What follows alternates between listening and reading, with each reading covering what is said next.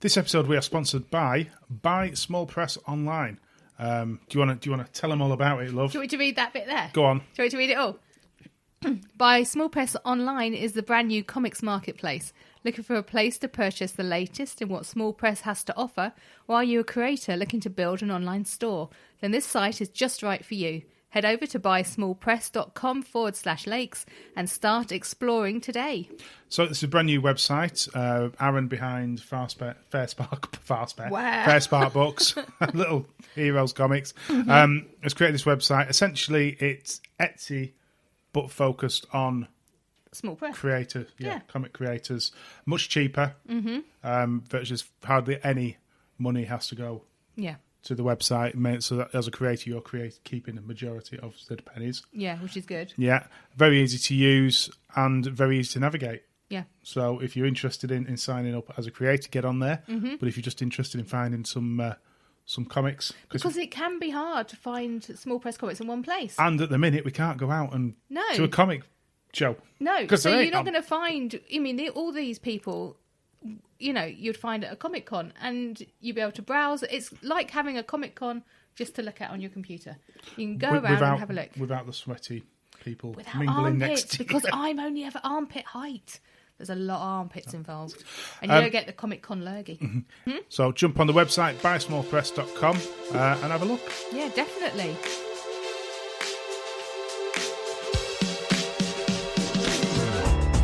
Put away your umbrellas. Get out your mint cakes, hike to your nearest chair, pop in your headphones and get ready for the next episode of the Lakes International Comic Art Festival podcasts with your hosts, live from the Lakes, the practically perfect Nicole Bates, and don't get him angry, Ian Loxham.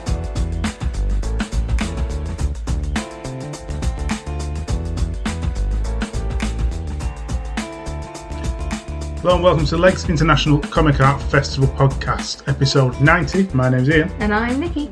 And it might sound a bit different because I couldn't get the microphones out. Why couldn't you get them out, dear? Because you pulled everything out of the cupboard. And it's all in the way. I got stuff because I'm going to get a motorbike. It's all right. Brum brum, watch out. Kendall. I still want the bright pink one. Buy me the bright pink one. I thought we were getting a second-hand one. We're getting a second-hand one, but I want the bright pink one. And then you can spray it. I could spray it pink. You couldn't spray it pink. I could paint it. Don't even go there. Okay. Today is our birthday. It's our birthday. 4 years young. Oh, I can hear the music. You didn't even Happy any There we go. To us. To someone. 4 years we've been doing this. 4 years. Well, longer, because... Do we get a medal now? We get absolutely nothing. But love and appreciation from the world. 4 years, it's crazy. It doesn't feel like 4 years. No. I mean, to be fair, a whole year has basically gone. Yeah, vanished. I think we should ignore 2020. So in that case, it's 3 years. 3 years, yay! It was still a birthday, yay! We've got the 100th episode coming up in 10 episodes' time, just thinking now. We may well done, you can count from 90 to 100.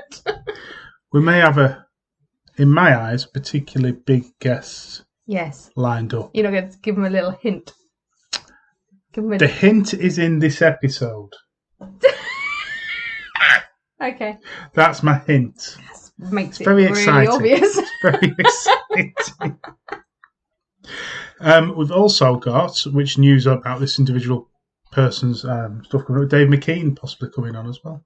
Yes, which would be brilliant. Yeah. Because, I mean, check out the artwork. We'll talk about that. I know, that's why I just said it. Show. That's why I said that bit and didn't say any more, you see. We've got just one book to review, which is even an old one. It's not even a new one. But it's an oldie, but it's a goodie. But we'll get to that in a minute. You've had some artwork. Yes. Given away to a charity cause. I've had it given away like I didn't have any input in this at all. No, I gave away Oyster Catcher watercolour that I did to Dalton Leisure Centre. It's the Save Dalton Leisure Centre. It's like I'm in Barrow Way sort of thing. Yeah, Dalton in Furness. So yes, they've got some amazing artwork being donated by local artists and also international artists and famous people. There's a couple in particular. There are a couple. that you've been eyeing up still, and you're not allowed. There's a Fizz original cover. Yes. Art piece. Yep. And then there's Sean Phillips' piece. You're not having it. Which is the cover of a new James Bond series that's just about to start. Yeah. A3. Yeah. And only around £500 at the minute. I know, right? You still don't look at me with those eyes. That's cheap. I know it's cheap. But also, there is so much. I mean, bid on an oyster catcher by me. Let's drive that price up. But it's all going to a good cause. Check out, we'll put the link in, won't we? There's a Banksy postcard. There's a Banksy limited postcard edition. I don't know how it works, but limited edition postcard of some type. Postcard from Banksy. Yeah. Yeah, there's all manner of stuff in there to suit everyone's taste. Some nice glass work in there. I spotted. Nick Brokenshire original comic pages from Star Wars comic. Yeah. I love his. I've got one of his. And what else was there on? They're sort of the main comics, as well as some of actual comics. But yeah, and then there's all just original watercolouring art from other non-comic people. Yep, and there's also gifts on there and all kinds of things. I mean, there's a vast amount of people that have donated to it now. Oh, it's not. Well, they're doing the second one now, aren't they? Yeah. So, I mean, go on there. Like I say, we'll put the link in. It's a Facebook link. Look on Facebook. Just put, what is it? We'll put a link in. We'll put a link in, because I'd go. Put a link in. But yes, go and have a look at that. Find oyster catcher. It's going for about 40 quid at the minute. Yeah, I was one of the first people. About 40 quid at the minute, but you know, it's an original. It's a Mickey original. Yes, that's great. And it's amazing, like I say, that someone like Sean's put such a big piece in as well. Yeah, you're still not having it. May do with his prints. See, I know, I put 500. I know it's going to go up. Well, it already has gone above 500. Yeah. So, anyway, One Division is coming to an end. We won't spoil anything, but my God. Yeah, well, I found the last episode really boring, so you know, it takes a lot to keep me. Yeah, it keeps a lot to keep me entertained, and that one didn't. Well, it had to do what it was doing. What? Well, let's not go into it. But it wasn't a filler. It was the exact opposite of a filler. There's a couple of fillers in this. So they really are, it feels, leading up to the rest of the universe. It links to, yeah. It's like, watch our really long trailer for our new films. That's me being cynical. I have enjoyed it. It's been brilliant. Yeah, it's been good. Absolutely brilliant. Even I've enjoyed it, and I can sometimes find the Marvel stuff a bit. It's better than the DC, I will say that. But I'm a Marvel person. But I find some of the films and that it's a bit of a cash cow in it sometimes. So I feel that they just get as much out of it as possible. But this has been more intelligent. You see, I think majority they've all been written with the idea of being quality films. Possibly where you don't need to use your brain. Well, not always, no. But why should you have to use your brain? True, but at least with the series, they can make it a bit more interesting and hopefully flesh out Winter Soldier and Falcon. Oh, that one looks like it could be a bit more fun. So I mean, not saying this wasn't being fun. Intriguing, we'll see. Yeah, I think it works better. I'm preferring the series to films, even though I've enjoyed some of them. Well, the Marvel films have all. I think they've worked. Most of them have worked. But I like slightly less in-depth films. I suppose this is more like a comic. You read it an issue at a time. You watch a episode at a time. And I do like the fact that streaming platforms are starting to go back to releasing weekly. Well, they're not. It's only Disney. No, Amazon do it. But Netflix don't.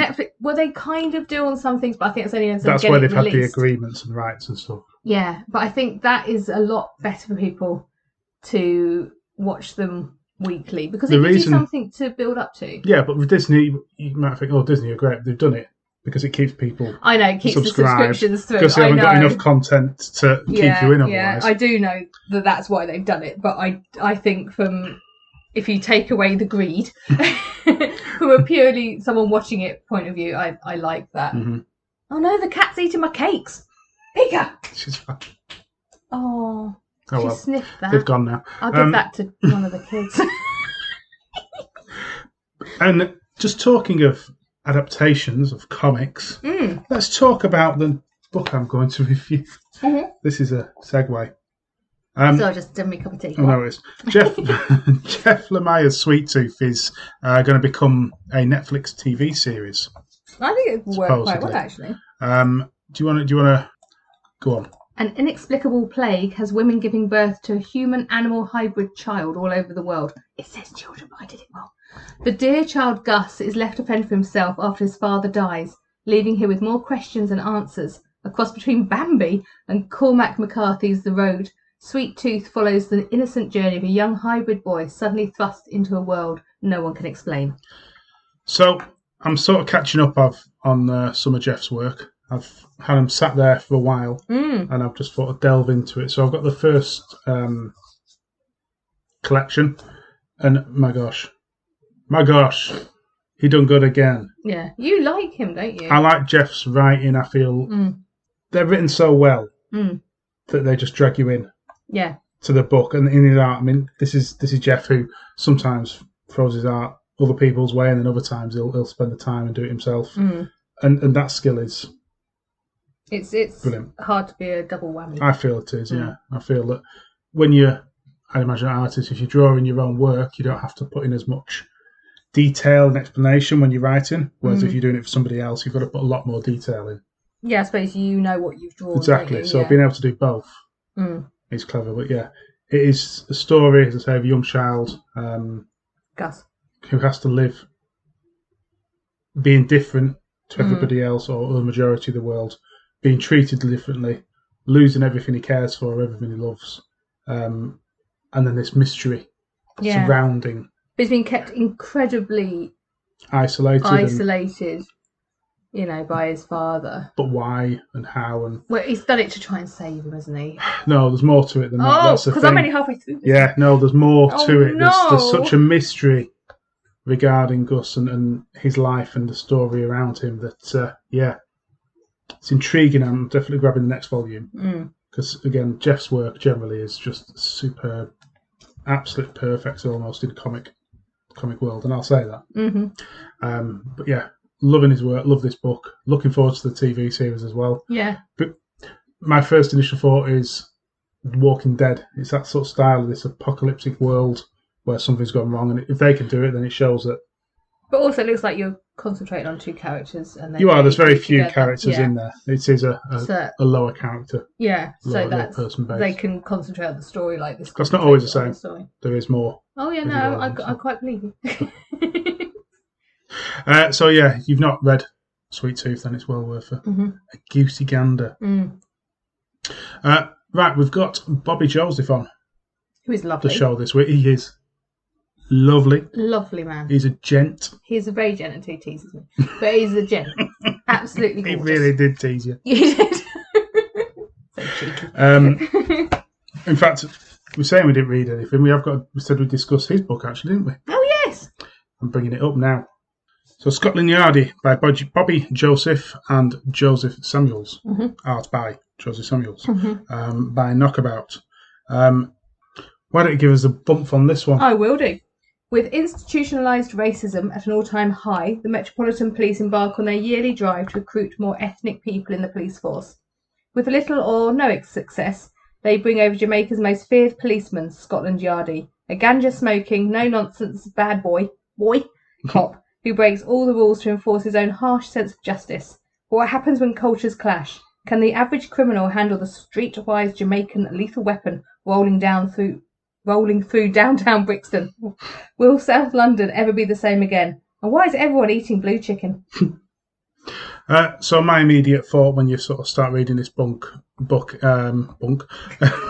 it jumps out, and there's a reason for this. It jumps out Viz. Yes. The whole style, the art style, yeah, the way the characters are, and as Bobby Joseph goes on, he'll explain exactly why. In some ways, when you listen to why that sort of character has come about. Yeah. Through past comics. The initial read through, it's an enjoyable comic. Yeah. It's the second read through. Yes. That jumps this up. Yeah, I mean, he discusses this, doesn't he? The layers. And it's the visual jokes, the wording jokes, the placing of the speech bubbles to other things happening behind. It's an incredibly intelligent, incredibly layered read. And that's what, really stands out. Yeah. So there's so many celebrities, yes, characters and people created throughout, and I do feel sorry for the artist having to do this, I must admit. But it is such a deep book based on that. There's so much going on. Yes. Just almost the main story almost is a secondary to what's going on in the background and the intrigue and the different stories that's going on there. Yes.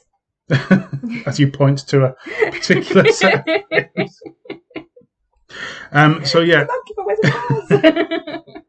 And I can understand why the university taking it on, which again we'll talk about with Bobby on an interview, to discuss as part of the curriculum. Yeah. It makes sense. Yeah. Because all the great, in quotation mark, novels, they've all got that depth and meaning to them. But you've got social commentary, you've got the depth and the layers, so they can look at different ways of how it's getting different messages across. So it is, like I say, incredibly insightful. Yeah. So have a listen to Bobby talk about it. We've got an exclusive on the future of Scotland Yardie. Exclusive. You heard it here first. And also enjoy a bit of Mike and Pete yakking on and a bit of Tom reviewing on. Is that what it is? Reviewing on? It is now. We'll be back to talk about some festival news in a moment. It's his comics that smell, not him. Prepare for all the small press goodness that he can squeeze into 5 minutes. Your host, Tom, Scratch and Sniff Stewart.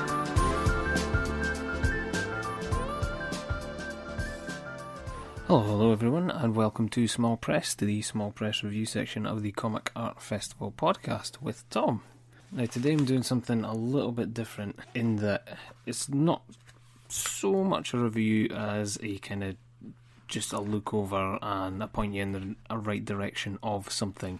I've recently become aware of and got a couple of copies of this incredible fanzine. I see fanzines seem to be back on the rise again. We're talking old school, put together, black and white, printed at home, stapled together sort of things. And this one that I hold in my hand is Bubbles, an independent fanzine about comics and manga, coming from the States. The newest issue, number 9, just came out, which has an interview with Simon Hanselman and an interview with Annie Koyama of Koyama Press. There's loads of stuff packed into these fanzines. I wanted to have a quick look at them because these are like thick little things that you get through. Doesn't cost an arm and a leg to get through from the States either, so it's well worth going across and taking a look. I mean, the newest one comes in at $8, but their older issues are, some of them are down to $6, and they've got loads of different little bits and bobs in their store and stuff as well. But this most recent one, Bubbles number 9, like I say, has the Simon Hanselman and Annie Koyama interviews, but also has an intro from Brian Baines that puts it together, a 3-page bit of Bubbles Reader's Best of 2020, which I actually submitted to as well, and everybody just gave their top 10s, so there's tons of comics to explore there, loads and loads of stuff. The editor Brian actually puts his favourite comics top 10s. He's got 3 different ones. There's also a reintroducing of Tezuka Osamu Part 1 by James Bradshaw, Motion Technology in Tandem, the comics of Sophia Foster Domino by Tyler Mees. There's loads of stuff. There's comics in here. There's a comic by E.S. Glenn. There's a Jasper Jubinville interview. I think Jasper Jubinville puts out stuff through the Strangers imprint. They've got a Strangers fanzine as well. Little eBay finds sections that's in some of the issues as well. There's comics you should read and just all these little bits on different comics, sort of alternative comics, stuff that goes through Drawn and Quarterly and Fantagraphics and everything as well, and loads of stuff that is absolutely packed, all black and white, different little bits and bobs. There's pages and pages of covers and numbers of issues that certain creators are in, and there's bits of history and everything. It's absolutely fantastic. I have issues 6, 8 and 9. Issue 6 also has an interview by Dashaw interviewing Ben Mara. Loads of different bits like comics and stuff in here. There's like a mini Ben Mara like Ashcan thing that's in here as well. This is in issue 6. There's just absolutely tons of stuff. You're never short of comics and manga related stuff in here. And you know, it's really informative. I really wasn't expecting it to be as in depth as some of them go. I mean, the interviews, you know, most interviews you get in magazines that last, what, maybe 2-3 pages, and most of those pages are just big massive photographs of the person that they're interviewing. There's little columns and that's it. This is a Simon Hanson interview, and there is 7 pages, and it's just a back and forward between Brian and Simon Hanselman. Big massive interview, and tiny little images from things that they speak about and from Hanselman's work, but nothing that takes up a whole page. Most of the page is made up of the actual interview, and it's really in depth, and it really comes across like the two of them get on really well, and you get more of an insight that way, because Hanselman's obviously very comfortable speaking to Brian, and Brian's comfortable actually doing the interview in the first place. Don't get me wrong, because it's a fanzine and it's more sort of put together by one person and thrown together in this sort of homemade fashion, there is the occasional spelling and grammar error that's in amongst there, but you kind of take that knowing that you're going to get more of a homemade vibe about it.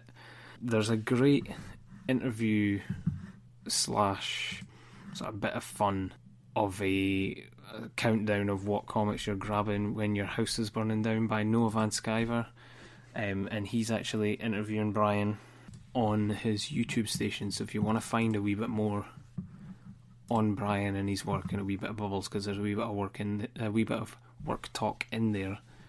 It was about 3 months ago. It's The House is Burning Down, grab 6 comics, and it's between Noah and him, and it's really great. It's about sort of 40 minutes, and it's so good to watch and get a wee bit, and that's how I ended up finding out about it. Also, if you head on over to Instagram at Bubbles_Zean, BUBBLES_ZINE.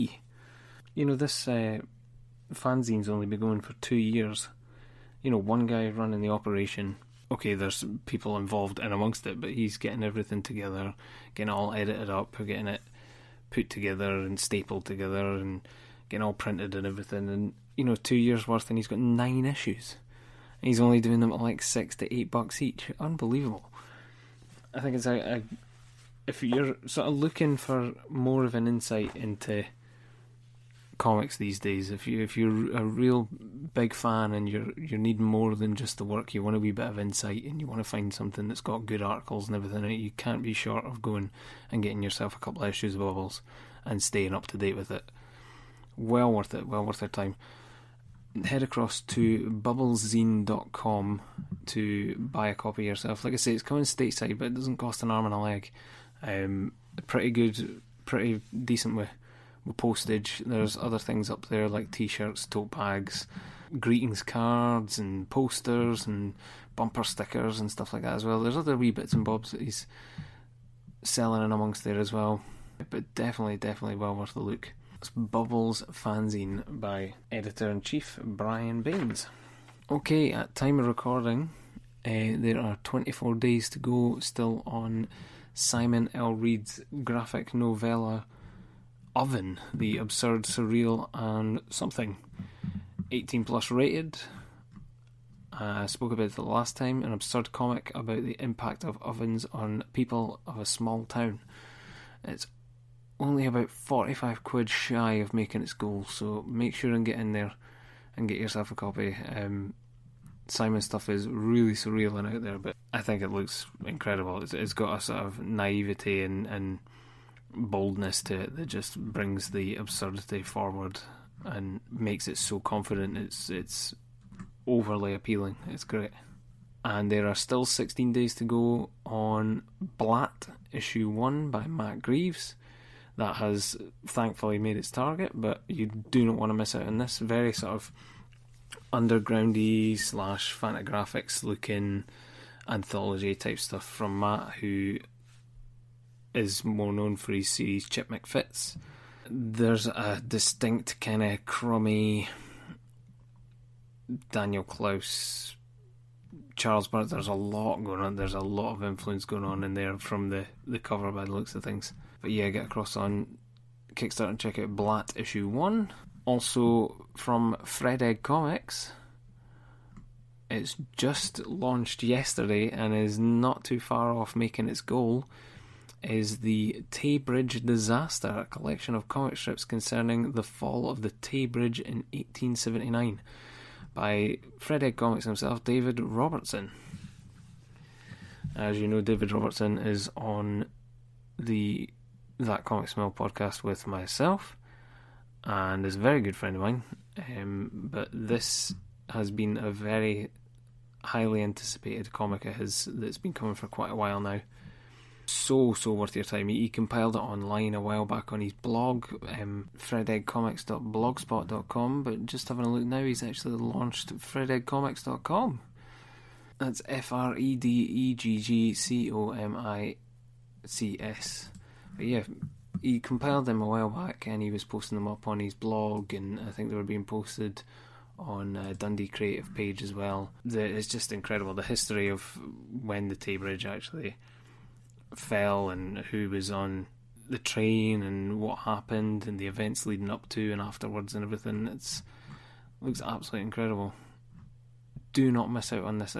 I think this is going to be something extra special. The wee video at the start on the Kickstarter as well shows you him flicking through the pages and showing you the actual physical comic itself. It's well worth a look, definitely. The Tay Bridge Disaster by David Robertson. And just wanted to tell you about a couple of comics that have come through the door here. The newest issue of Starjaws by Robin Barnard. You can find Starjaws at imagesdegradingforever.blogspot.com. The newest issue came through the door, so it should be going up on there pretty soon. You can usually get most of Starjaws for free up on that blogspot of Robin's. Just basically a redoing and a bit of fun when it comes to the old Star Wars comics, and there's even strips by David Robertson. I don't think in this issue, but he is a frequent contributor, and there's a back page strip usually by Paul B. Rainey. Well worth your time to go and have a look at that. I think you can, if you're looking for a sort of physical copy or anything, there's an email address to get in touch with Robin and be able to get yourself a copy across there. imagesdegradingforever.blogspot.com. And also Satan's Library by Adam Falp came out recently. Looking forward to sitting down that. I really enjoyed the original Satan's Library that Adam actually put out for free in limited numbers a while back, and this one is a sort of redo and a reimagining of the actual piece, and he's got it all professionally printed up and everything this time around, and that's up for £4 at adamfalp.com/store. Adam's stuff's great. I mean, you know, he's an artist and constant contributor and co-runner of Tribute Press. Does all the art on Knockout Tiger Style and Atomic Hercules, and he's had previous series of his own before as well. And this is just more incredible stuff coming from just Adam. So check that out, Satan's Library at adamfalp.com. And that is it for Small Press this time. That was a whole host of stuff that was thrown at you this time.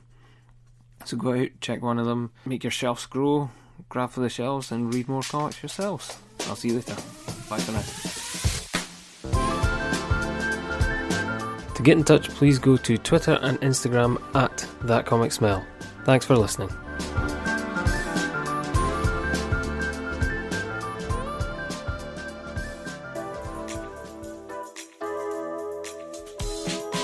Buy Small Press Online is the brand new comics marketplace. Looking for a place to purchase the latest of what Small Press has to offer? Are you a creator looking to build an online store? Then this site is just right for you. Head over to buysmallpress.com/lakes and start exploring today.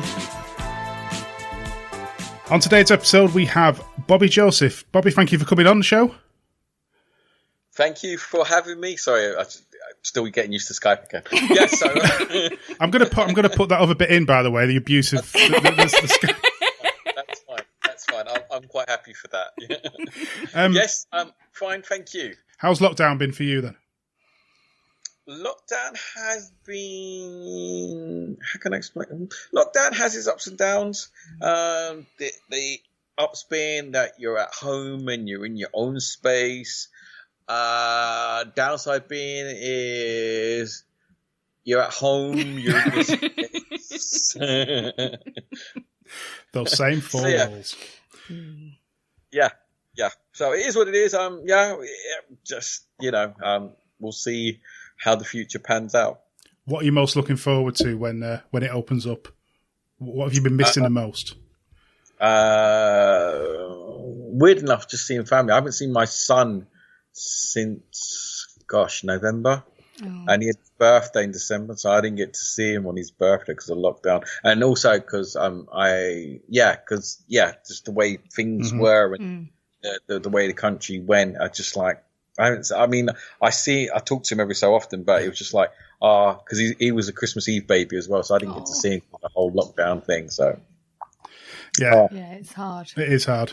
It is. Yeah, so family, and maybe just having being able to wander down into a kind of mall, being able to walk down into a shop, and then just weirdly, just having a sense of normalcy. I mean, for me, it was interesting because I see things like on TV, like when people in concerts, and when you see people kind of like being at a concert, it's like, how many years is it going to be before we're able to go back to going to a concert? And sometimes you take things so much for granted that things like group gatherings and stuff like that, the way COVID has impacted society, it's going to take a long time for things to go back to normal.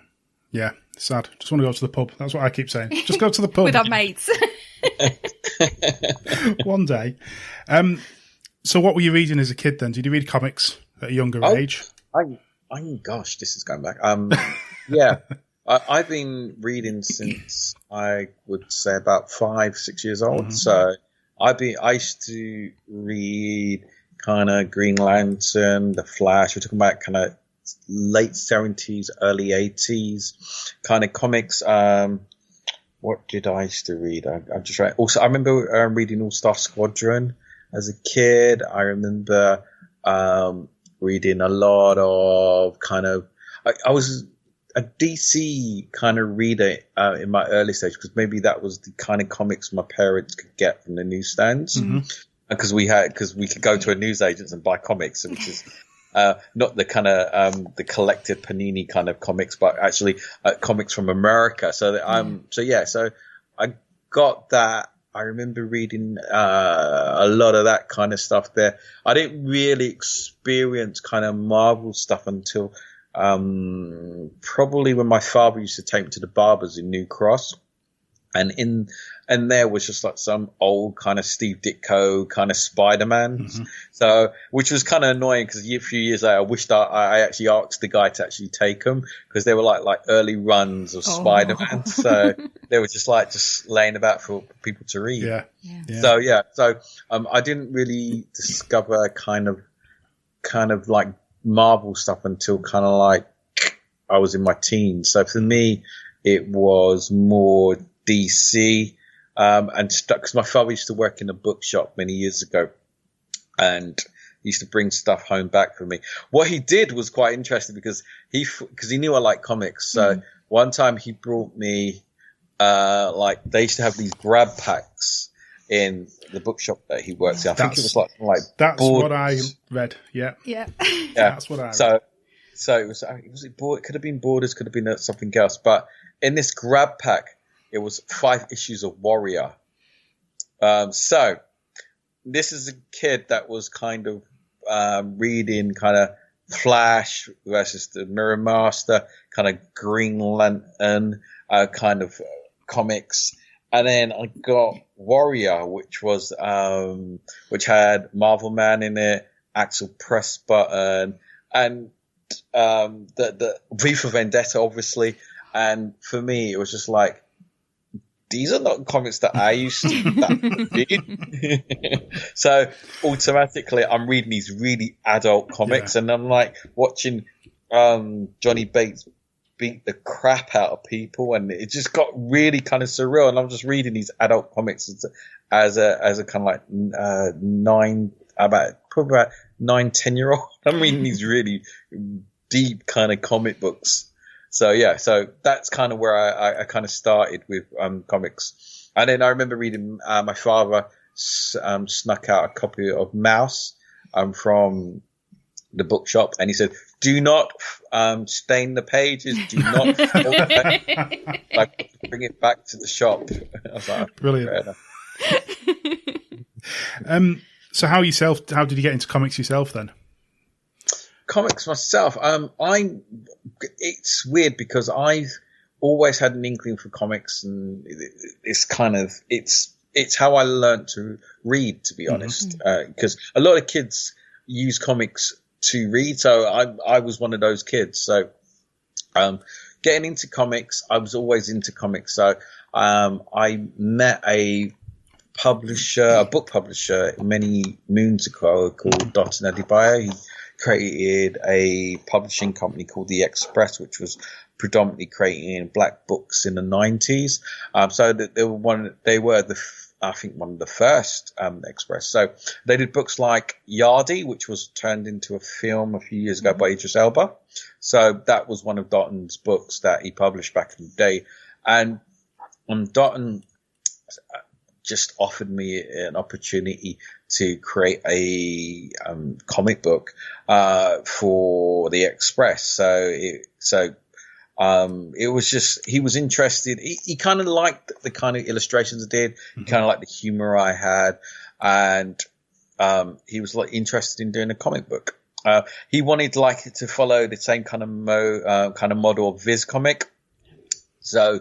And I was young. I was 20, 21. So what I did was I organized, I found people. I didn't want to use people that were already established, kind of comic book people. I just wanted people like myself, a person of color. I wanted an opportunity to give others a break they wouldn't normally have had in comic books. So I found kind of graffiti artists. I went to colleges and I looked at kind of like I was looking at black and Asian kind of artists and writers and stuff and contributors. So that's kind of where my kind of focus was with regards to the comic book. So was that lead on to Skank then? Is that what you created that essentially? Skank. That was Skank. Yeah. Yeah. So, so Skank came out of that kind of collaborative nature between myself and the creators, as well as the publishers, Dotun and Steve, who was the co-publisher of Skank as well. Who did you find your readership were? Because I say you had a lot of black creators, but was it going to white and black and mixed, or was it more aimed towards the black communities? We aimed, it was a black publisher. They wanted a black Viz, and that was essentially the kind of remit we had. So the comic was predominantly marketed at the kind of Caribbean communities in the UK. So that's where it was originally. So, but then we did have kind of a lot of different kind of people picking it up. So it could range from black, Asian like myself, to loads of different kind of readers that kind of came out and bought the comic. I think because it was a comic that had people of color behind it, that was what kind of made it a bit more unique compared to what was going on at the time. Yeah, I must admit, you think back, obviously I don't think we got Skank up the north. It's not certainly something I've seen on the shops. No. I mean, Skank Which is a shame. Product. Yeah, Skank was a product of its time. So we were just kind of pretty much just we just wrote what we wrote. Not so to be offensive about stuff that we were looking at as we looked at satire in a very different way. You know, we looked at stereotypes. We mocked a lot of stereotypes that we saw. And I think a lot of people assumed that we were actually serious with the stereotypes that we were putting in the comics. And it's like, well, wait a minute. You do know this is a comic. You do know that by featuring these stereotypes within the comic, we were actually mocking people's these kind of perceptions that people have. So, but then, you know, we were also young satirists as well. So we had we were still learning our craft. So some jokes would fall really, really flat, and some jokes where people would be like, well, you know what, that wasn't the right way to be able to tell that idea. So, you know, you look at things in hindsight, go, well, okay, we wouldn't have done that. We would have done that completely different and such. So, yeah. So what was next after Skank then? After Skank, what did I do after Skank? We did Black Eye, which was another comic book that we did. It was almost like a continuation of Skank, where we were in the 2000s, and what we did was we used we just did the same remit where we just got a lot of young people involved and people that wouldn't have been known. And it was cool because and some of the people off there has gone off into other kind of arenas, and it's good to have launch pads for people. So we marketed, it was interesting because we marketed the comic like a record release. So each issue was almost like a record release. So it'd be like, so you wouldn't know when an issue would come out. But when it did, we always hyped it up as a kind of, almost like an album release, which is a weird way of looking at doing comics, but that's how we did it. Well, it used to be back in the day. It was exciting to have releases of anything, wasn't it? It's not quite the same anymore, but no, it was good. So you eventually got to Scotland Yardie, redoing that as such. So I believe that was a strip from Skank originally. It was one of the more popular comic strips, and I always thought because Scotland Yardie was a character of what's the best way to describe it? I always thought he was a one-dimensional character. He was a kind of pastiche of all those variables, all those various characters such as Dirty Harry, Judge Dredd. It was just Lethal Weapon. We just kind of put that into one character. So for me, writing the character again, I needed a hook to do it, because how can a kind of just a joke as he was, a comic book, how can a single character like that sustain a graphic novel? I always found that it would have been problematic to do him as a character like that. Okay. So what I did, which I thought, because as I said, the character itself bores me. It's not a character that works for me, because, he comes in, he shoots up the place, he leaves. That's essentially, he's a potential bad boy. He does things the way he wants to do them. Scotland Yardie works on his own kind of thinking. And I guess for me, that was always that for me would have been a bit harder for me to do as a book, because it's like, well, okay, what am I doing here with this character? How can I sustain this character of a 100-page graphic novel? What do you do? Do we talk about his history? But then when you talk about the history about it, then he becomes a person, and the person becomes, you humanize him, and then what happens is you humanize him, then he becomes a different character. So how can you continue doing this character where he continues to be the same kind of character, but over the space of a book, but without no character development? How do you do this? How does it work? I don't get it. So that was one of the struggles I had with actually doing it as a graphic novel. So I just thought, okay, let's work with a sidekick. If I work with a sidekick and work on a sidekick's character and create kind of tensions with him, what's his character? What's his motivation? What am I trying to say with this character? Then the story takes the focus away from the Yardie character, and then it focuses more on the actual sidekick. And you know more about him. You know that he's a bit repressed. He has kind of weird rage out moments that he does in a weird Walter Mitty style way.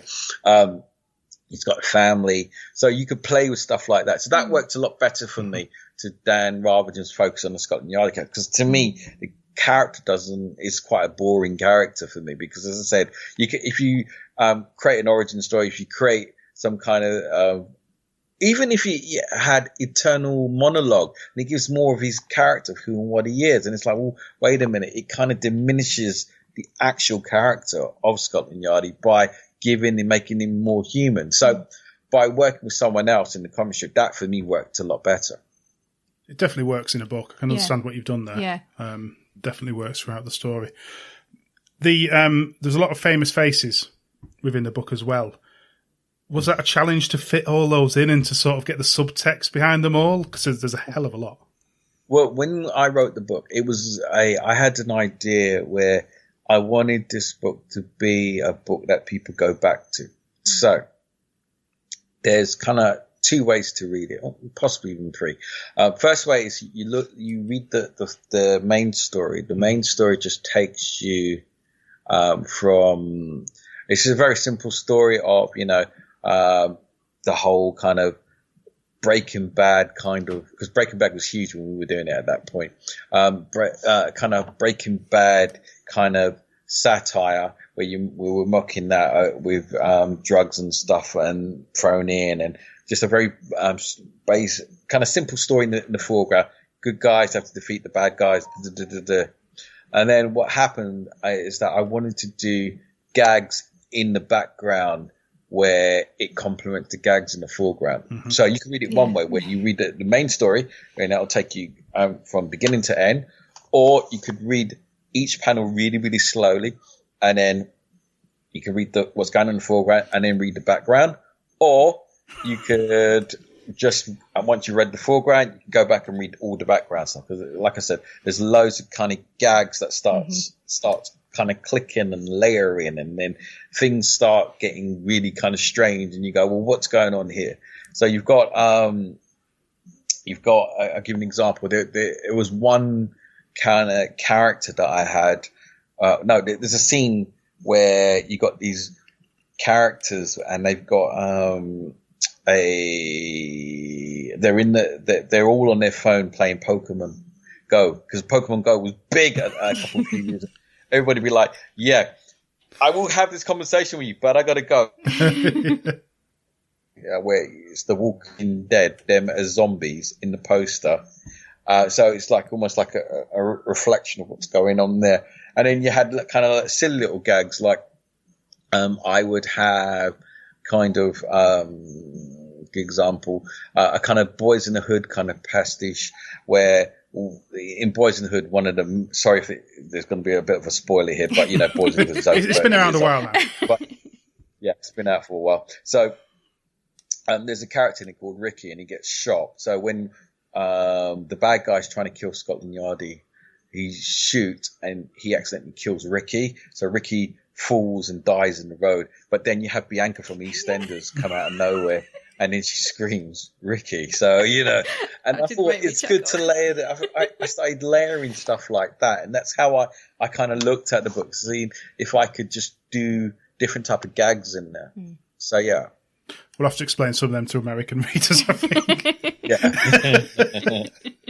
So no, it's brilliant. It's clever. It really clever. Is. So that's kind of where I was going with it. And then I realised when I was writing, I was like, well, wait a minute, isn't this what Alan Moore does with kind of League of Extraordinary Gentlemen? Because he does that, but he does it with literary stuff. I'm nowhere as educated as Alan Moore. I'm very good with popular culture, so I can layer my stuff with popular culture. That's fine. So, well, we can understand that. Because I wouldn't have a clue with the literary stuff. There'll be stuff in Alan's stuff, and I'm like, I'll look, this is so clever. This is so clever. I don't even know it. It's so clever. It speaks to me on so many different levels, but I don't understand how clever it is. And then when I find out how clever it is, I'm like, wow, that's really clever. You don't get my stuff. Oh. I disagree. Don't put yourself down. I disagree. Just moving on a bit, for the Lakes last year, you did a video on diversity within comics. Could you, just for anyone who's not watched the video, just briefly summarise what you talked about in there? Because I think it's very important. within the comic community. I think I went through 3 things there. A few things in that one. What did I say? I said that I look at comic companies in the UK and I think, well, okay, you want to use characters for diversity purposes. Okay, if that's the case, then shouldn't you hire people of diversity to do these comic strips? That's kind of what I said in a nutshell. And also, if you're looking at comic books, then look at what's going on in the independent scene with a lot of comic creators. Yeah. So, if you want, that's where the true diversity. Yeah. So just look at stuff like that. So yeah, I was just kind of just looking at comics and saying, look, really, you want people to be diverse. You want to have diverse characters. Then logic dictates that you should put diversity in your employment as well. So that's kind of where I was looking at it.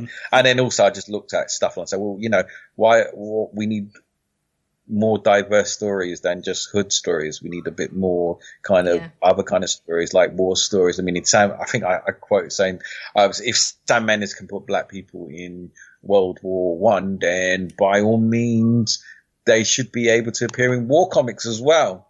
So stuff like that. So yeah, so diversity. Yes, you want diversity, then hire diversity. Yes. Just what it is in a nutshell. But you're right, the independent comic scene is the answer. You walk through a comic convention, you see so many different styles of comics, different stories, different backgrounds. Yeah. It's just amazing. And you learn so much from reading these comics as well that you wouldn't know otherwise as in our own communities. So that's the way forward, by sure. Yeah. It's superb. So back to Scotland Yardie then. So you had an announcement recently in regards to the book. Do you want to talk a bit about that? Was this the film thing? No, I'm joking. No. Don't go panic. Just go your face there. I can't remember the exact. I know it's the university. No film. There won't be a film. Who knows? Scotland Yardie. Okay, Scotland Yardie is now going to be. It's a strange one actually because it's twofold. One, it's a great thing for diversity in the arts in the UK, and 2, it's huge for graphic novels as well. Yeah. So we'll handle that in both cases. Scotland Yardie is now being studied as a module at King's College, London. So what that actually means is that there's an English literature master's degree where Scotland Yardie is part of. So that means that this book is now considered as literature. So that's interesting because one, it's people of color. You got me, the Indian guy. You got black writers and artists that contributed to Scotland Yardie. So we created we would use the term BAME, black and minority ethnic. This is the first black and minority ethnic graphic novel that has been on a English literature master's course being studied. So that's quite unique. Number 2, how many graphic novels can we say? I was going to say, have any other actually been? I don't personally know, but I think they might have done Watchmen. I'm not saying this college particularly. I'm sure that Mouse must have been studied. I'm sure Mouse has been studied. I'm sure Alan's Watchmen would have been studied here, there, and everywhere. So to have Scotland Yardie to be considered as part of this whole thing is just quite amazing for us. So. Yeah, it's a great thing to be a part of, and I'm looking to get a tattoo that says "I am literature." That's it. Dare I ask where that tattoo was going to go? I was going to say. No, it is amazing. To be fair, but you said you're joking before about not being clever. I think that different layers. That's not subterfuge. That's not subterfuge. the different layers within it. I can understand why a university would take it on. Because there is different layers, like you're saying. It's a clever book, and I can see the discussion points that will be had whilst reading the book. So I understand why it's so. You should be proud. Realistically, I'm sure you are, but you don't need me to say that. So no, absolutely superb. So what are your plans for the future then? Have you got any more books lined up? Comics? Well, interesting enough, one of the things that keeps cropping up, and I keep saying it, so I'm going to say it, I think it'd be quite interesting just so it'd be good just so I can say it on the podcast, because I've written it down on numerous places. But one of the things that people will always ask me about the Scotland Yardie character is, why hasn't it been a TV show or movie?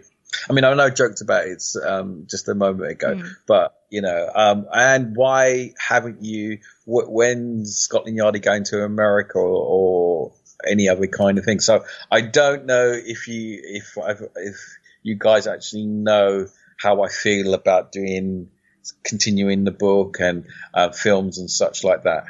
No. Tell us. Okay. Let's talk about that. Then we can go on to the next part. Mm-hmm. Then we'll just take it from there. So one of the things that's interesting about Scotland Yardie, one of the things that I find interesting about graphic novels in general, every graphic novel is sold off to either some kind of streaming service or it's been made into a movie, and that's what. And interesting enough, when I have people write to me or message me, they'll say, "Yeah, I've got this great idea. It was a film script before, but I'm going to turn it into a graphic novel so I can sell it as a film script again." Right. So everyone's looking to and a lot of kind of companies, big kind of like studios, are looking to buy as many kind of comic book kind of work so they can turn it into the film of the week. And I'm at that point where that's not going to happen with us. So the thing with Scotland Yardie, my idea of Scotland Yardie is this: the complete character, the complete tale of Scotland Yardie is in this one graphic novel. There won't be a TV show. There won't be a film. There won't be anything else. There won't even be a continuation of it, because I think everything was said quite neatly in that book. Anything else would be a dilution of this graphic novel. Mm-hmm. So for me, this graphic novel is it. This is the story. There is no moving on. There is no continuation. There is no kind of Netflix deal. There is none of that. None of this will happen, because I like the idea that this is probably one of the few graphic novels where there is nothing else connected to it. The story is a story. You want the character, you want the idea, then it is there in the graphic novel. There is nothing else connected to it. So yeah, that's kind of my idea. And I'm not looking to promote it as a film or a TV show. And interesting enough, I a while back, every so often I'll get people come up to me and say, "Yeah, we want to turn into a TV show." Last one I had was, "Yeah, we want to turn into a weekly Family Guy type show." I was like, "No, thank you." Yeah. No, thank you. So yeah, so if you're interested in buying the rights for a TV show or a film or anything that is relatable to the character being in another medium, be it also a video game, not going to happen. You want the book, go buy the book. That's the only way you're going to get ownership of the book, is if you buy a copy for yourself. Mm-hmm. That's cool. Yeah. And I wish more people would not produce sequels of the work, or because it does dilute work. That's for sure. Yeah. So going on to what I'm doing next. So Scotland Yardie, it's done, dusted. There is no continuation. However, I'm working on a trilogy at the moment where Scotland Yardie was the first part. Mm-hmm.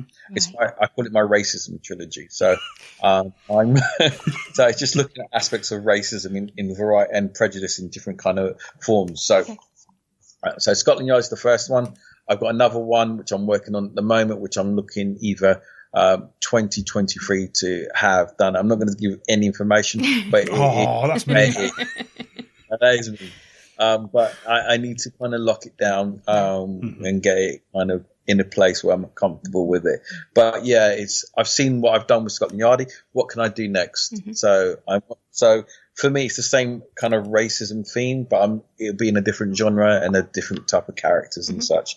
So there was a film series, a French film series, where it's like red, blue, and white. So it's very similar to that kind of vibe that I'm doing. So Scotland Yardie, I can't remember. I think it was actually called Red, Blue, and White, actually. I think, I know what you mean. I know, yeah.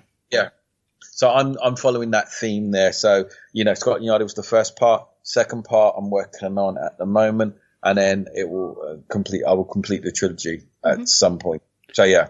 Well, I feel sorry in some way for you, the fact that the history is changing so rapidly at the moment, especially within racism and Black lives, that trying to keep up with that must be a bit of a challenge, but I wish you luck there. It's a different type of satire, so it's taken a different theme, and we're just looking at, I'm not going to give any spoilers. I was going to say, we've almost got something out you then. Very, very well done there. So yeah, there is something I'm working on, and I'm looking at 2023 for that one. So yeah. And if they're interested in Scotland Yardie as well, is it best to buy it through your eBay store? Is that right? Well, it's not my eBay. It's Knockabout's eBay store. Knockabout, sorry, yeah. That would be if you go into eBay and just look up Knockabout Comics, they will be the ones that, it'd be best to get it from them, because then it'll go direct to the publisher. And just to kind of let you guys aware, I'm on top of not doing any kind of film deals or TV deals or sequels, we're donating all royalties out to kind of domestic violence support, as so there's kind of organizations like Southall Black Sisters and stuff like that. So we'll be donating monies to, so, Black and minority women. So there are things that, for me as a writer, I've reached that point where if I'm going to do work, then I've got to be able to put it in a place where it's contributing value. I don't know if it sounds really airy-fairy, but for me, it was just I've reached a point where I just want to be able to do work that does something. And I think comics can do that. I think comics should do that. Yeah. So you won't see me. I doubt if you'll ever see me at Marvel and DC. So that dream's gone, man. So thank you so much for your time, Bobby. That's been awesome. You're welcome.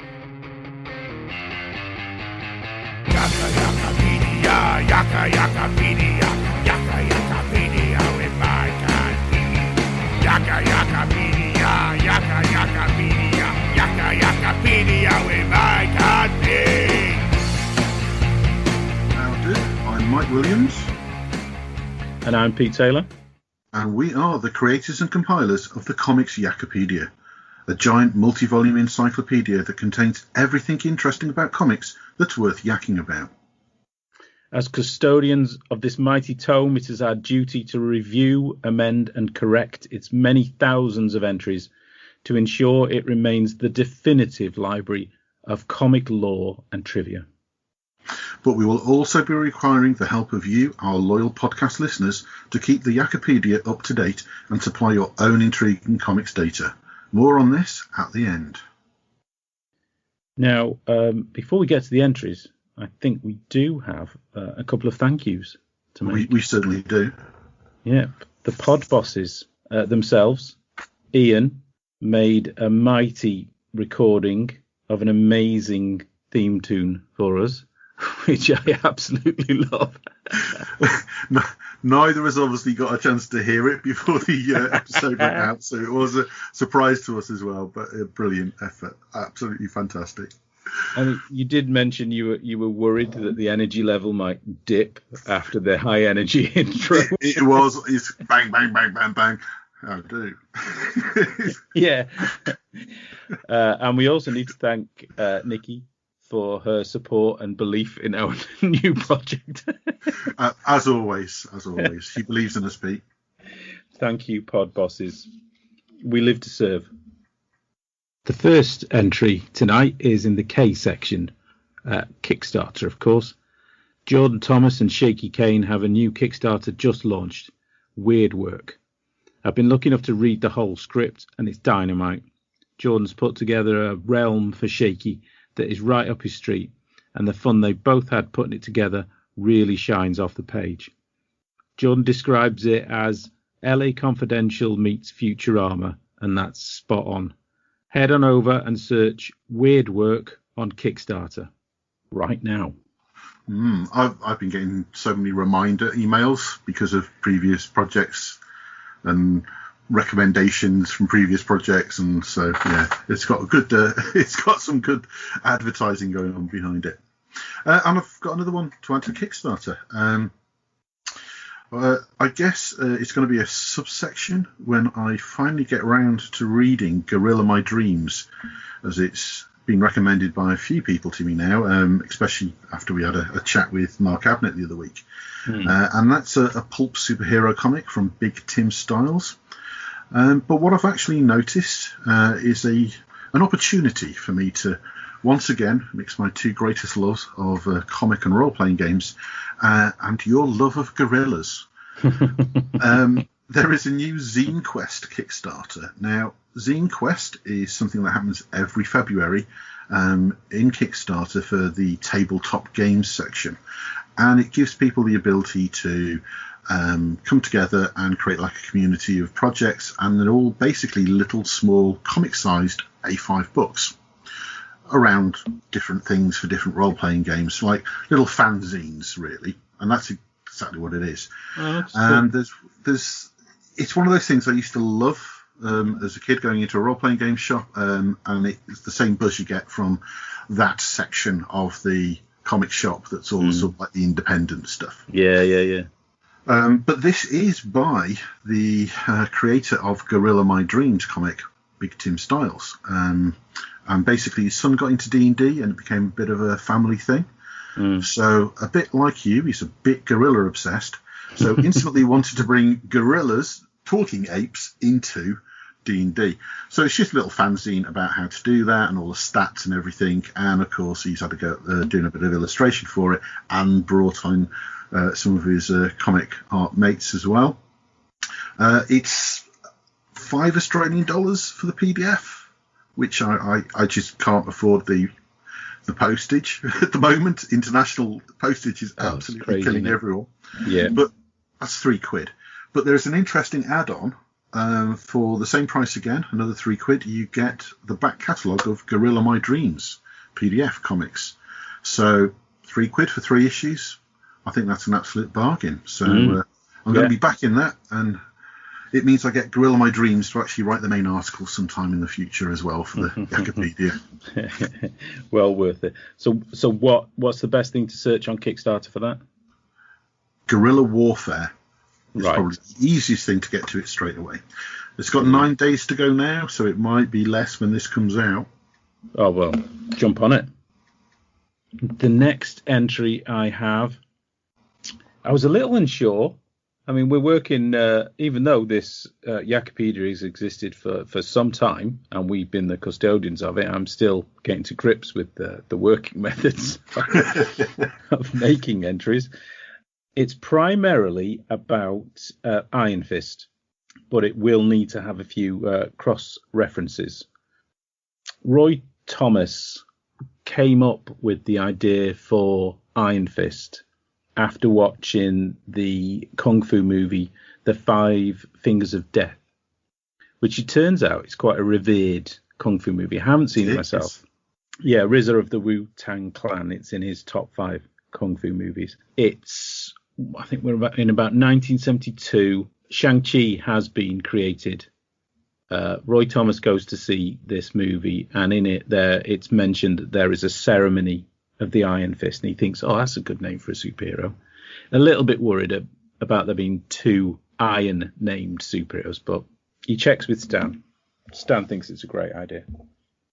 So they move ahead, and Roy chooses his old mate Gil Kane to work on the project with him, partly because he drew more lithe figures, less muscular, so a little more like gymnasts than weightlifters. And then when he explains it to Gil, he brings the idea to the table of making Iron Fist's origin a riff on one of his favourite Golden Age heroes, which was a character called Amazing Man. Created by Bill Everett, it was produced, I think, in about 1937, around the time he produced Namor, the Submariner. And Gil wanted to pick up on some of the Himalayan monastery secret tribe aspect of it. Amazing Man itself was influenced by a 1933 novel where the concept of Shangri-La was introduced. So it's that kind of very pulpy sort of, vibe.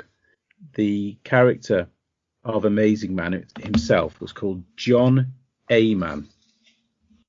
Amazing Man. His name's John A. Man. I mean, I'm gonna have to do an entry. I don't know. I'll have to check first, but whether we have got an entry on surnames in comics, that has got to be a goldmine of an entry, because you've got all of the. I was going to say there's going to be so many. Yeah, sort of connections to what they become, or alliteration and all that kind of stuff. But yeah, John A. Man is an orphan from the West. He's chosen for his superb physical structure. I think he's rescued and raised by these benevolent monks in a Tibetan monastery. And they managed to train him to a superhuman degree of physical and mental ability. And then they also use a chemical solution on him, which is interesting for the kind of, yogi aspect of this. Instead of just training him, they're obviously, master chemists as well. They use a chemical solution on him, which allows him to disappear in a cloud of green mist, which earns him the secondary title of Green Mist, surprisingly enough. But yeah, very powerful, super strength, invulnerability, speed, healing, telekinesis, natty kind of almost lederhosen type costume, with sort of shorts and a kind of cross harness with an A in the middle of it. Is it maybe is that like an old style wrestling-y thing? Well, a lot of those early heroes, they took their look from circus and sideshow sort of elements, I think. Yes, yeah, okay, yeah, I get that aesthetic. Yeah. So you get sort of wrestlers and you get circus vibes from basically the shorts over the tights kind of thing, isn't it? It's a sort of showman, theatrical sort of side. But yeah, so that's the original hero that Gil was in love with, and he brings in elements of the strip into Iron Fist. The august personage in Jade was one of the characters in Kunlun, which is their equivalent, I suppose, of Shangri-La, and he looks apparently the spit of the main villain from Amazing Man.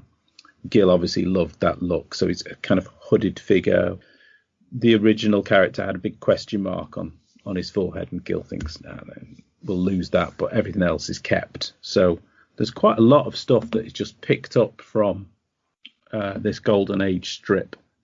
Amazing Man was published by Centaur Publications, and the company went bust in 1942. So it wasn't around for very long. I mean, everybody jumped in at this point, for comics. It was the gold rush of comics, when that success of Action Comics sold so many copies that everybody wanted to be in on it.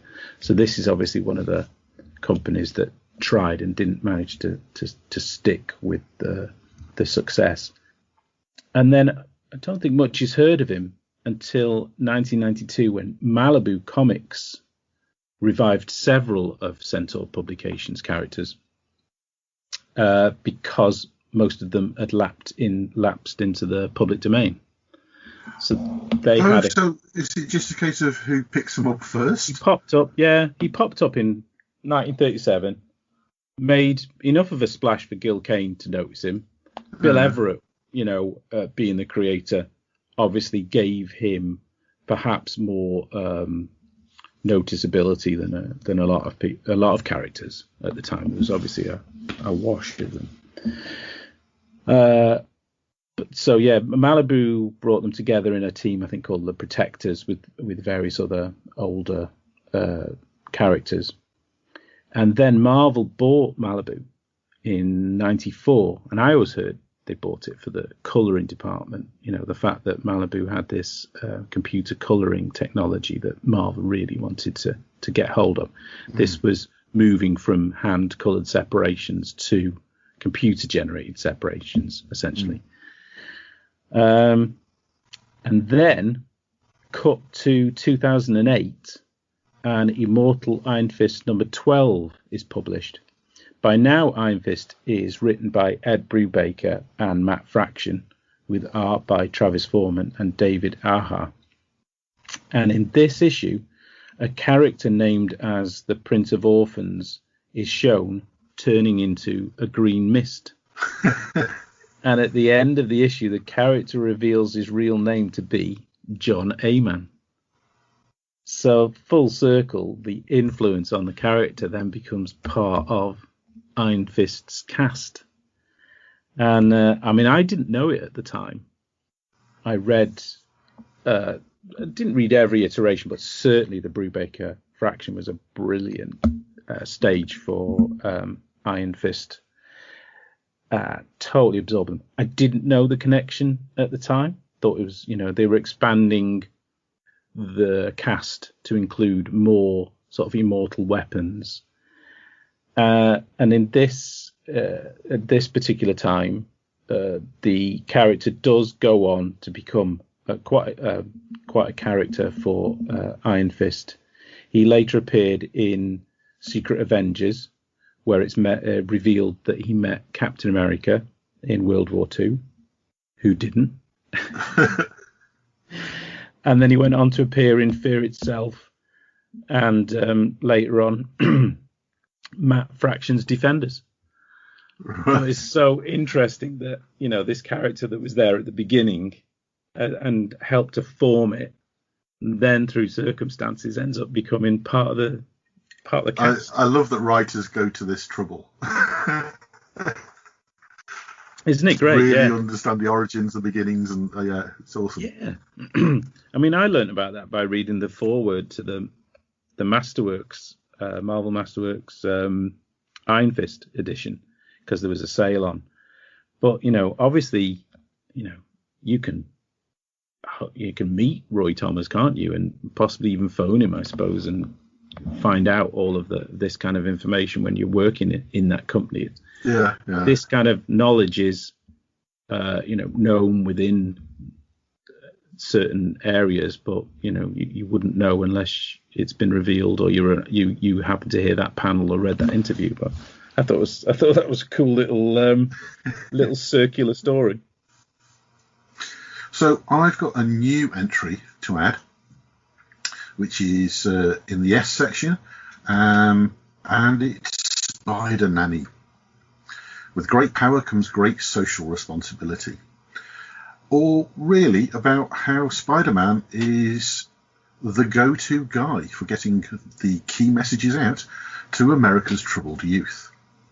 So over the years, Marvel has flexed its power to act socially responsible, and there have been a few government and charity team-ups, really aimed at young comic readers with important messages.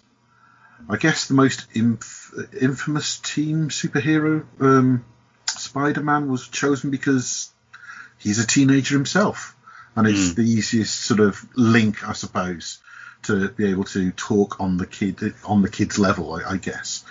But this is kind of a little bit of a history about Spider Nanny, and it goes all the way back to 1971 with the Green Goblin Reborn by Stan Lee himself. And this really came from a request of probably a year or so before by Nixon's Department of Health, Education and Welfare. And it was a plea to help tackle the escalating drug problem that they had at the time in America, especially amongst young people. And it's kind of quite funny that they got Stan to write this, because in several interviews he stated he is a man who knows nothing about drugs. And it really does show. After Peter tackles a man high on drugs trying to fly from a rooftop, he discovers that his friend and rejected love rival Harry Osborn is popping pills at a quite an alarming rate.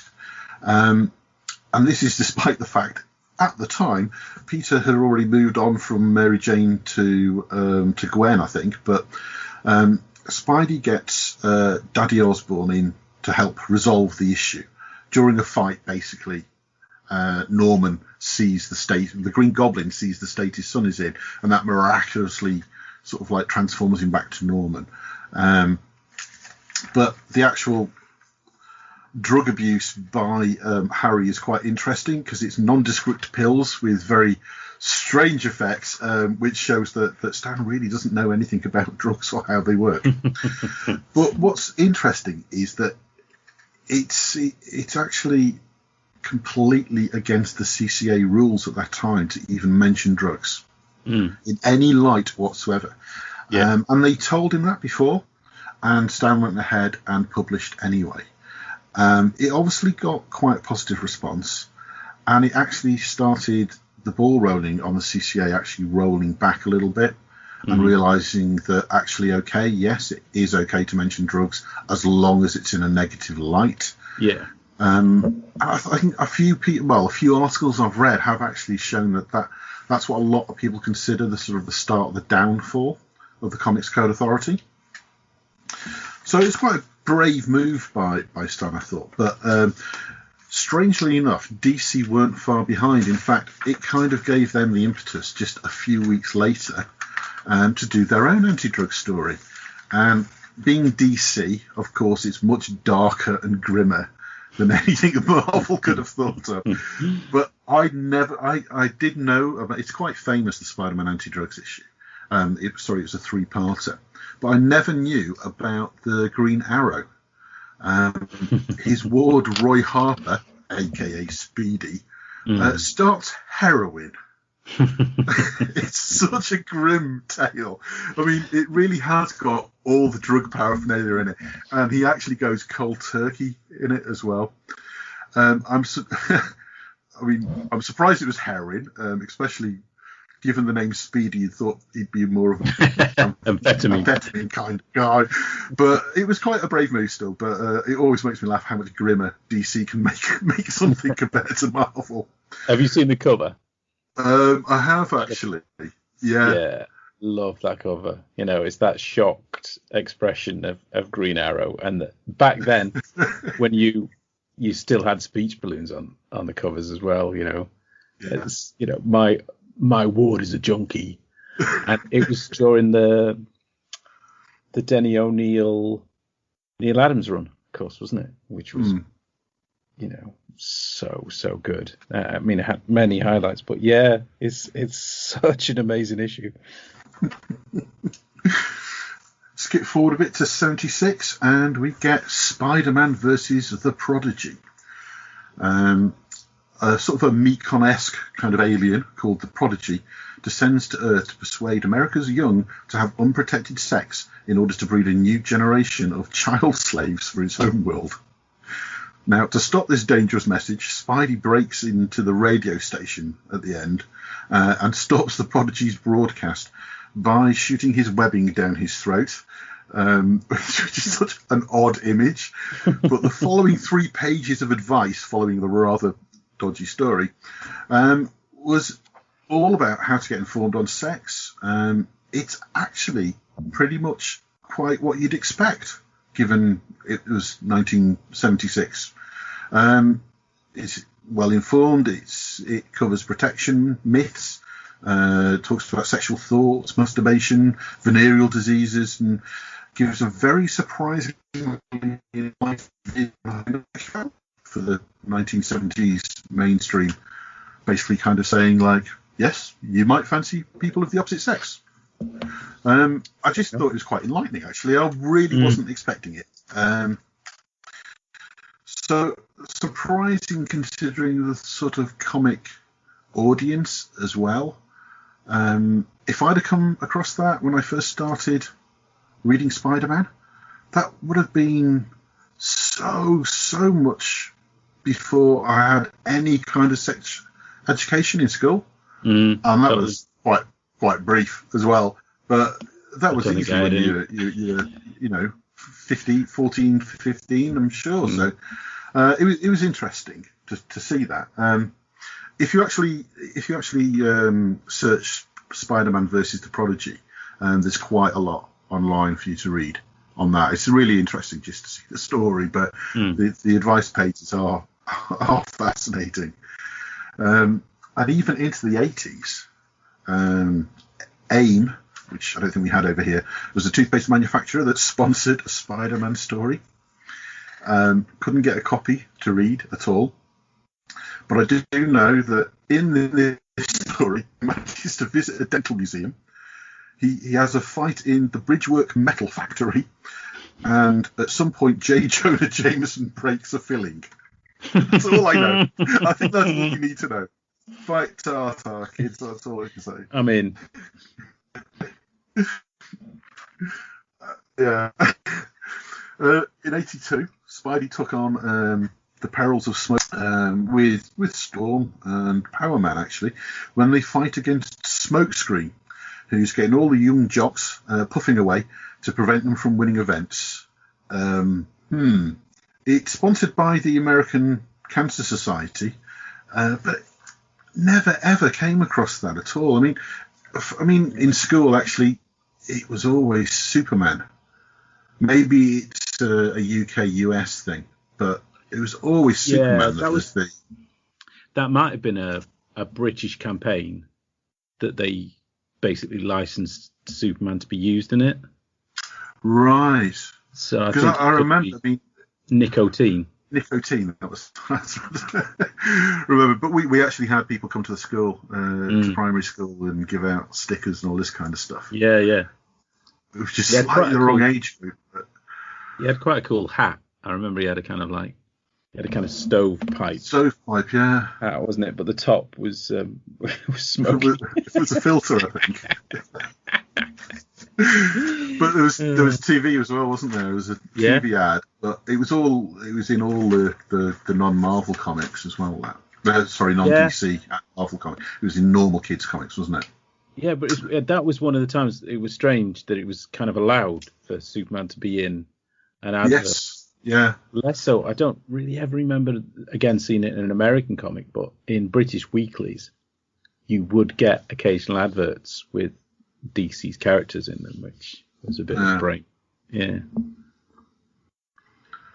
And then in 1984 onwards, Marvel teamed up with the National Committee for Prevention of Child Abuse to create a series of free sort of mini comics that they gave away free to.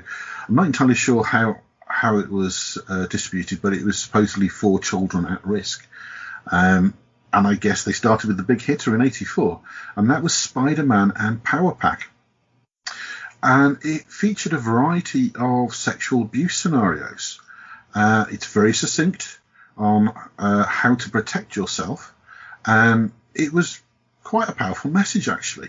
It provides an epilogue to explain the outcome of each of the story, basically to try and show that, life goes on, it's different, but it can be resolved, I think was the message. I think there was one line. There was a line, Jane's father agreed to live with his brother for a while and go to a place for treatment, which I'm pretty sure means he got shanked in prison for being a non-spurt. We don't go there. But it really stands up today. Honestly, it really does. And I think you can actually read this free online anyway. If you search Spider-Man Power Pack, it goes to an academic library site, and it's got a lot of these comics on. Right. Because they're free online because they're still used as a learning resource. But I never actually read the comic, but I do remember the final page as a poster with Power Pack and Spidey, but it's mostly Power Pack actually, with all the key messages of it's your body and nobody's got the right to touch it. Just keep telling people until they listen to you, and it's not your fault.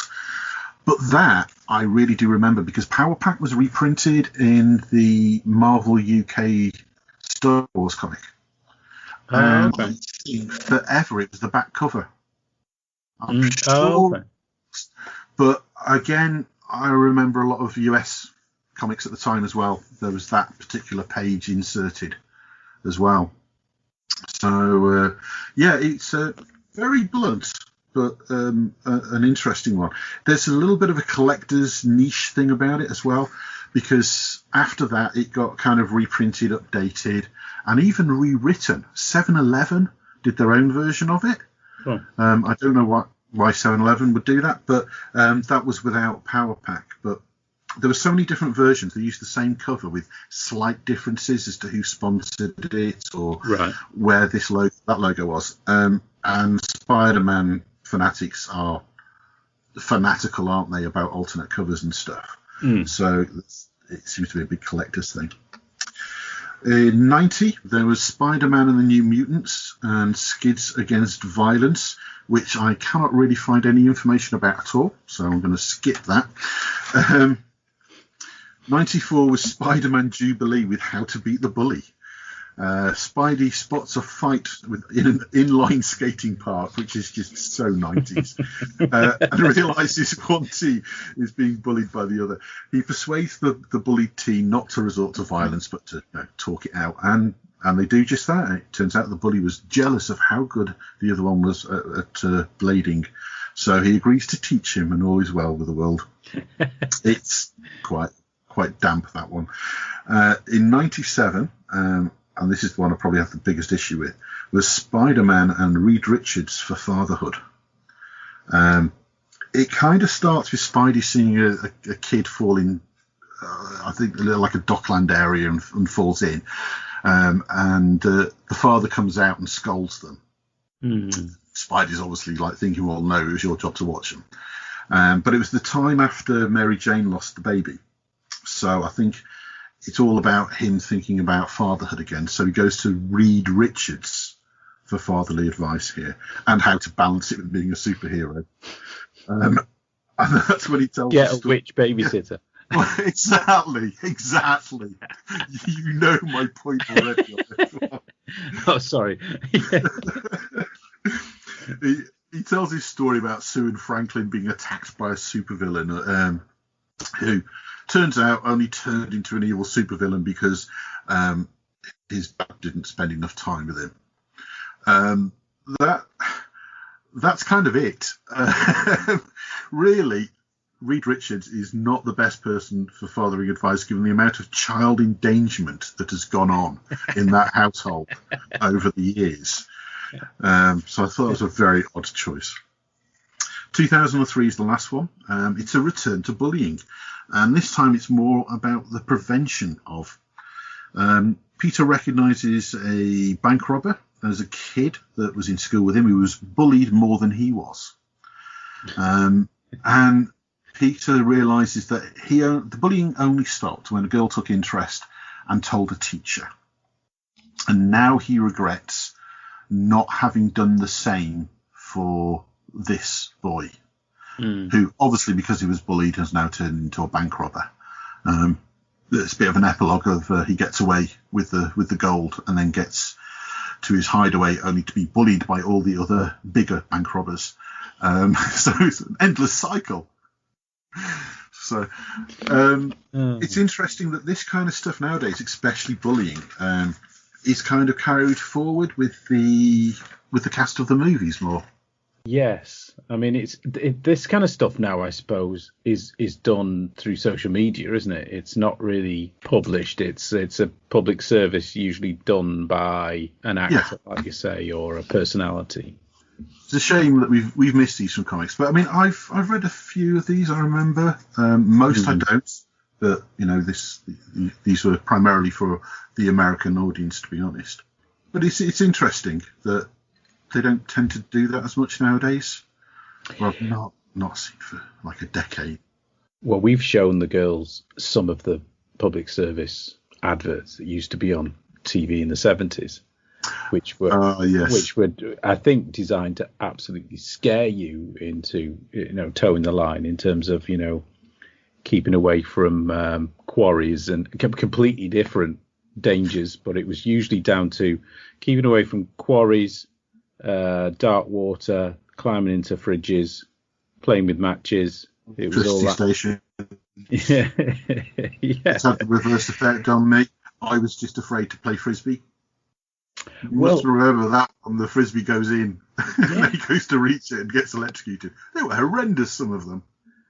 I do have a dim recollection of superheroes being used in anti-littering campaigns, which I think was UK rather than...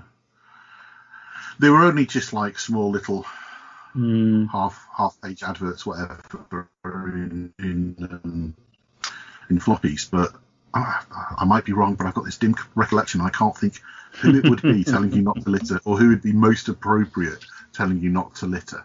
But awesome. That's some brilliant entries into the Yakapedia. Thank you. That's all from the good book this episode. But if you have suggestions for entries, submissions of your own, things to review, or you just want to ask that comics-related question you were always afraid to ask, the Yakapedia is here for you. You can email us at comicartpodcast@gmail.com. You can find us on Twitter and Facebook by searching @comicartfestpod, or use the form on the comicartpodcast.wordpress.com form blog to contact us. Thanks, everybody, and we'll see you next entry. Good night. I didn't know we had to say good night, or what do I normally say? See you next time. I went off script. That's why. I went off script.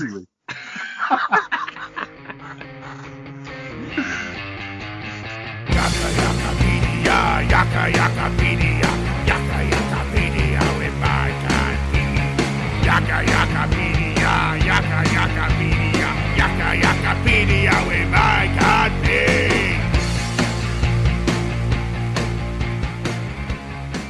And we return with some festival news. Bring it on. I'll let you start. Okay. Self-Made Heroes graphic anthology program promotes diversity in comics publishing. Well, that's quite a long word. You did it. I have to get my mouth around all of them. British publisher Self-Made Hero has launched a graphic anthology program designed to find, develop, publish and promote emerging comic artists from Black, Asian, Arab, mixed race, Romani, traveller and non-white Latinx backgrounds from across the UK. Did I get them all right? Working in partnership with writer development agency Spread the Word, Self-Made Hero will identify 8 exceptional emerging comic book artists and give them the tools to become publishable creators. Mm-hmm. Beginning in May, participants will embark on a 12-week online mentoring program led by 5 established graphic novelists. With the mental support, each participant will create a graphic short story, which will then be included in an anthology to be published by Self-Made Hero in October 2021. Ooh, is that this year? Yes, we made it to 2021. We've struggled in. So, the graphic anthology program has launched with an open call for submissions. Further details is available at selfmadehero.com, graphic anthology program. You can apply between 19th of February and 26th of March. Yes. So, and the mentoring program will be the 18th of May to the 11th of August, 3 hours a week plus 8 masterclasses. So look on the Lakes website for further information on that one. The next one I'm going to have, because it's awesome. It's beautiful, isn't it? So they revealed Dave McKean's art for the Lakes International Comic Art Festival 2021, which, fingers crossed, should be going ahead. Please go away, Plague, so fingers we can crossed. play with our friends. If we go by the UK government, then theoretically it should be okay. But even with a lot few happens between June and October. Yeah, but even with a few hiccups, we should be there. We should all be jabbed by then. Come on. We should all be heroes. We'll see. So, they've revealed this stunning piece of art. So I'll just mention a bit. The book is an unfolding path. The book as an unfolding path is an image I've played with a few times, says Dave. But the poster of this festival seems to be the perfect place for it.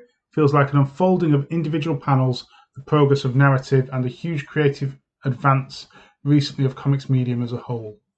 So it is just gorgeous, this character using his name is Raptor, a traveller, using this unfolding comic book of steps. It really stands out.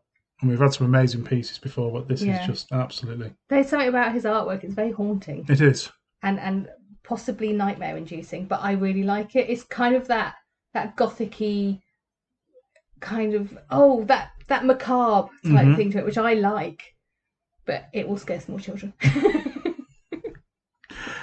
This is definitely, they do prints normally. I hope they do one. I hope they do a print of this because I'd quite like this one. And get it signed. Yeah. Get it signed. But yeah, no, it's absolutely stunning. We should be seeing it everywhere as we lead up to the festival. Yeah. And then finally, Nicole. Oh, me? It's your turn. It's just me. At the festival, I'll be there. Hugs for everyone if we can do hugs. Comic Art Europe announces summer camp for aspiring comic creators across the continent, including the UK. The second part of the Comic Art Europe project, a summer camp for aspiring comic creators in Barcelona, Spain, has just been announced, and applications are open to young new creatives across Europe, including the United Kingdom. The Comic Art Europe Summer Camp organisation will be handled by the Escolo Jose. Oh, you're so mean to me. Jose in Barcelona, and will take place from the 4th to the 10th of July in Barcelona, by which time hopefully many COVID travel restrictions will have been lifted. So nice to have a hope. Hoping to ensure the comic art industry won't have any secrets left for them, almost. Applications are being invited from young amateur artists aged between 18 and 25 to apply for the camp. Is that me? No, it's neither of us. Applications are open until the 30th of March 2021. Oh, get going. You've only got a few days left, really. Well, almost a month. I was going to say. And it's completely free to apply. Only a digitalised portfolio is required. The 20 successful participants will be contacted around mid-April. So that's exciting. Yes, if you're that age. Why? It's all for the youngsters. Why didn't they have that when I was young? Oh, because I couldn't draw. Why can't they pick them up from middle-aged people who are trying to grasp onto a dream they once had? You just want to go on holiday. Yeah, I do. You just want a free holiday. I do want to. I don't care if it's not free. I just want a holiday. It's just all these opportunities are brilliant at the moment. That was the breakthrough one last year as well. Yeah. That the festival really is joining forces with some amazing things. Wow. Organisations? Organisations. Will that do the word? Yeah, I'm really not awake today. But, it's wonderful. Absolutely wonderful. Again, comicartfestival.com for full information on that. Yes. Okay. Well, I think you've had enough of us going on now. Well, you. Yeah. Fluffing. Rubbish. Back next episode. We've no idea who, but we'll find out near the time. We'll find We someone. have got, say, Hannah Berry and Stephen coming up. Oh, yes. Shortly. Dave Pekin, special guest. Have you worked it out yet, people? But until then, thank you so much for listening, and we'll see you soon.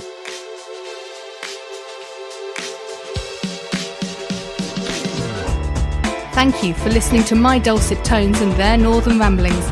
Find out more about the Lakes International Comic Art Festival at comicartfestival.com and find us on Twitter at comicartfestpod or online at comicartpodcast.uk.